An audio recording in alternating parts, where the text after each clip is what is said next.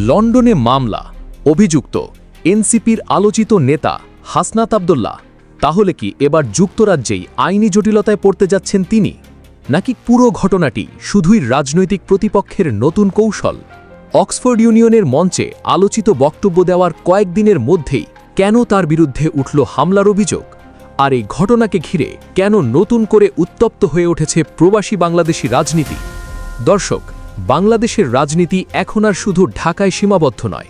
এর প্রভাব ছড়িয়ে পড়েছে লন্ডন, নিউ ইয়র্ক, টরন্টো থেকে শুরু করে বিশ্বের বিভিন্ন দেশে বসবাসরত প্রবাসী বাংলাদেশিদের মধ্যেও।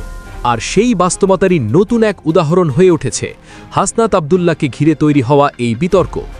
যুক্তরাজ্যের লন্ডনে জাতীয় নাগরিক পার্টি বা এনসিপির মুখ্য সংগঠক এবং কুমিল্লা ৪ আসনের সংসদ সদস্য হাসনাত আব্দুল্লাহ সহ ৪ জনের বিরুদ্ধে একটি মামলা দায়ের করা হয়েছে।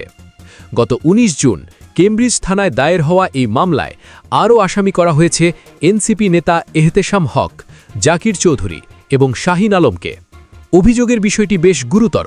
মামলাকারী পক্ষের দাবি, আওয়ামী লীগের কয়েকজন নেতাকর্মীর উপর হামলা ও মারধরের ঘটনায় তারা জড়িত ছিলেন, আর সেই কারণেই তারা আইনের আশ্রয় নিয়েছেন।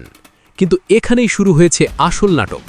কারণ এনসিপি পুরো অভিযোগকে সরাসরি রাজনৈতিক উদ্দেশ্য প্রণোদিত বলে দাবি করছে। তাদের বক্তব্য, হাসনাত আব্দুল্লাহর যুক্তরাজ্য সফর ছিল অত্যন্ত সফল।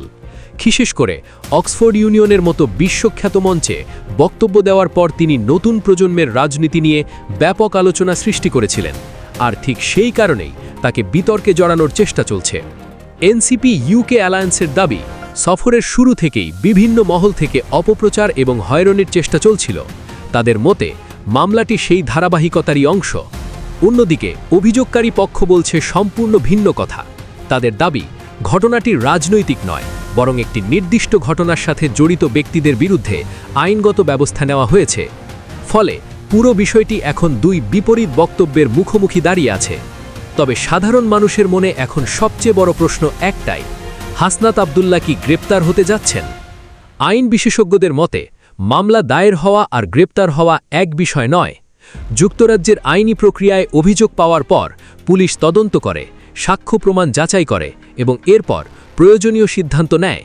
এখন পর্যন্ত প্রকাশ্যে এমন কোনো তথ্য নেই যা থেকে নিশ্চিতভাবে বলা যায় যে হাসনাত আব্দুল্লাহ গ্রেপ্তারের মুখে পড়েছেন। তবে ঘটনাটি নতুন মোড় নিয়েছে আরেকটি তথ্য সামনে আসার পর।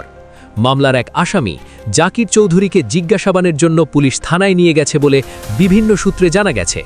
ফলে বিষয়টি এখন শুধুমাত্র রাজনৈতিক বিতর্কের মধ্যে সীমাবদ্ধ নেই, এটি একটি চলমান আইনি প্রক্রিয়াতেও পরিণত হয়েছে। হাসনাত আব্দুল্লাহ নিজেও বিষয়টি নিয়ে প্রতিক্রিয়া জানিয়েছেন। তিনি বলেছেন, তার বিরুদ্ধে যে মামলা করা হয়েছে সেটি এনসিপি ইউকে অ্যালায়েন্স দেখাভাল করছে। একই সঙ্গে তার সমর্থকরা দাবি করছেন তিনি যুক্তরাজ্যে গিয়েছিলেন রাজনৈতিক মতবিনিময়, বিভিন্ন অনুষ্ঠানে অংশগ্রহণ এবং আন্তর্জাতিক পরিসরে বাংলাদেশের তরুণ রাজনীতির দৃষ্টিভঙ্গি তুলে ধরার জন্য। এখন পুরো ঘটনার দিকে নজর রাখছে বাংলাদেশ এবং যুক্তরাজ্যের রাজনৈতিক মহল। কারণ এই মামলার ফলাফল শুধু একজন নেতার জন্য নয়, প্রবাসী বাংলাদেশি রাজনীতির ভবিষ্যৎ আলোচনার জন্য গুরুত্বপূর্ণ হয়ে উঠতে পারে। এখন প্রশ্ন হল, আপনার কি মনে হয়, হাসনাত আব্দুল্লাহকে ঘিরে এই মামলাটি কি সত্যি রাজনৈতিক প্রতিদ্বন্দ্বিতার ফল, নাকি অভিযোগগুলোর নিরপেক্ষ এবং পূর্ণাঙ্গ তদন্ত হওয়া উচিত? আপনার মতামত কমেন্টে লিখে জানান। আর দেশের গুরুত্বপূর্ণ রাজনৈতিক বিশ্লেষণ, ব্রেকিং নিউজ এবং পর্দার আড়ালের খবর সবার আগে পেতে এখনই সাবস্ক্রাইব করুন রাজনীতি নিউজ 24।